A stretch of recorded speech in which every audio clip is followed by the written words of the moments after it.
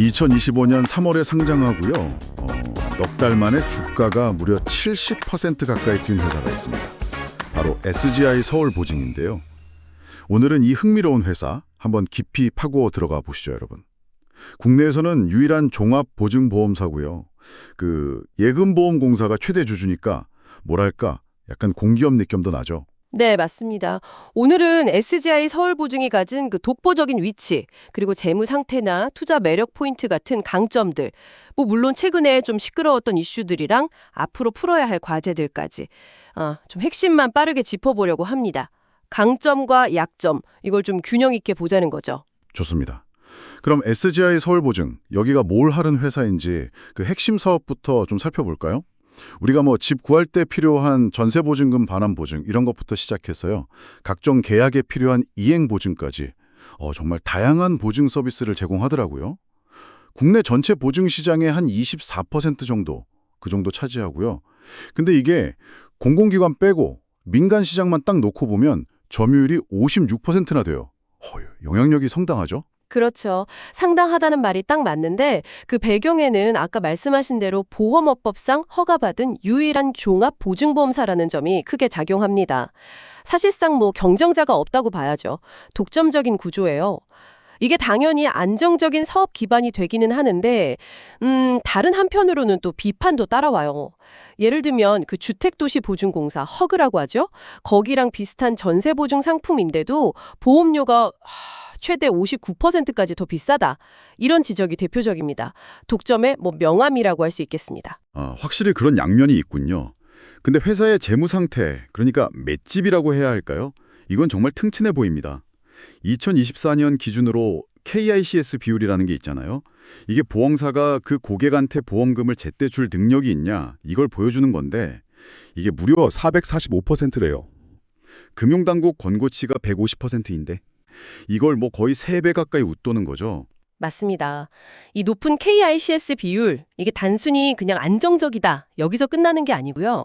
앞으로 그 예금보험공사가 지분을 좀 팔 계획이 있는데 그때 시장 충격을 흡수할 수도 있고 또 베트남 같은 그런 신흥시장에 좀 더 적극적으로 나갈 수 있는 실탄 역할도 한다는 점에서 주목할 필요가 있습니다. 그냥 숫자가 아니라 그 이상의 의미가 있는 거죠. 그렇군요.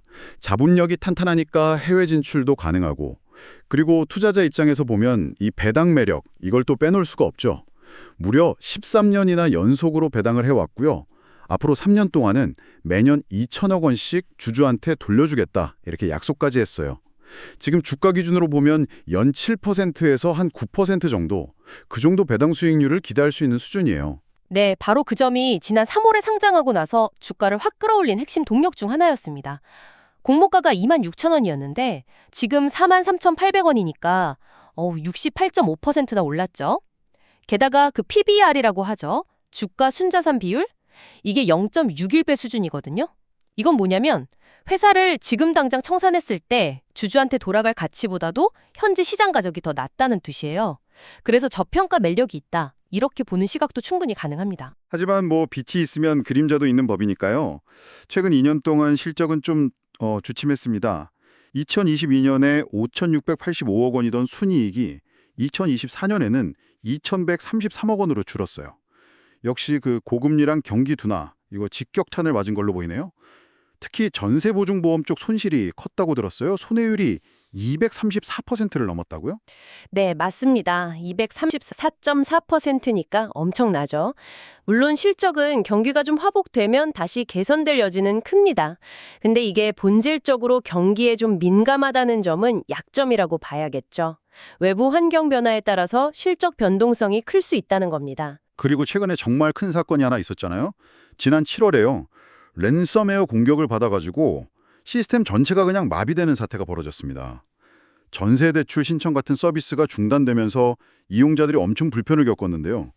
이게 단순히 그냥 기술적인 문제로 봐야 할까요? 아니면 혹시 회사 내부의 그 보안 의식이나 시스템 전반에 대한 좀 근본적인 질문을 던지는 걸까요? 그거 매우 중요한 지적이십니다. 이번 사태를 계기로 보안 체계를 정말 근본적으로 싹 다 재점검하고 강화하는 게 시급해 보입니다. 신뢰도하고 직결되는 문제니까요. 여기에 더해서 좀 장기적으로 보면 대주주인 예금보험공사가 2027년까지 지분을 33.85% 정도 더 팔 계획이 있거든요. 이 물량이 시장에 계속 좀 부담으로 작용할 수 있다. 소위 오버행 리스크라고 하죠. 이것도 고려해야 합니다. 아, 진짜 어려운 과제들이 많네요. 그래도 또 성장을 위한 움직임도 보이고는 있어요. 해외로 눈을 돌리고 있는데 베트남이나 인도네시아에는 이미 거점을 마련했고 최근에는 오스트리아 은행하고 손잡고 동유럽 시장에도 발을 들였더라고요. 덕분에 2023년 한 해에만 해외에서 보증해준 금액이 4조 6천억 원으로 크게 늘었다고 합니다. 하지만 방금 말씀하신 그런 해외 시장 개척이라든지 또 앞으로 경기가 회복되는 거랑 잘 맞물린다면 새로운 성장 동력을 확보할 가능성은 충분히 있습니다. 결국 내부적으로는 그 보안이나 시스템 안정성 이런 걸 잘 다지고 외부적으로는 새로운 시장을 어떻게 효과적으로 공략하느냐 이 균형이 중요해 보입니다. 자, 그럼 정리를 한번 해볼까요? SGI 서울보증은 국내 유일 종합보증사라는 아주 강력한 시장 지위, 그리고 튼튼한 자본력, 또 누큰 배당이라는 매력을 갖춘 회사입니다. 하지만 동시에 경기 변동에 따른 실적 위험, 그리고 최근에 드러난 보안 취약점, 또 대주주 지분 매각이라는 잠재적인 부담도 함께 안고 있는 상황이죠. 여기서 우리가 한 번쯤 생각해 볼 만한 질문은 이런 것 같아요. 과연 지금 같은 이 강력한 시장 지배력이 언제까지 그리고 또 어떤 형태로 유지될 수 있을까 하는 점이고요. 또 하나는 최근에 겪었던 그 보안 위기를 교훈 삼아서 디지털 시대에 걸맞은 신뢰를 회복하고 약속했던 주주가치 제고를 꾸준히 실현해 나갈 수 있을지 이걸 계속 지켜보는 것이 중요하겠습니다. 맞습니다. 어떤 경우든 투자는 항상 여러 정보를 바탕으로 신중하게 접근해야 한다는 점 잊지 마시고요. 그리고 최종적인 결정과 그에 따른 책임은 여러분 각자에게 있다는 것도 꼭 기억해 주시기 바랍니다. 오늘 저희가 준비한 이야기는 여기까지입니다. 오늘 내용이 유익했다면 구독과 좋아요 잊지 마시고요. 다음 시간에 더 흥미로운 내용으로 다시 찾아뵙겠습니다.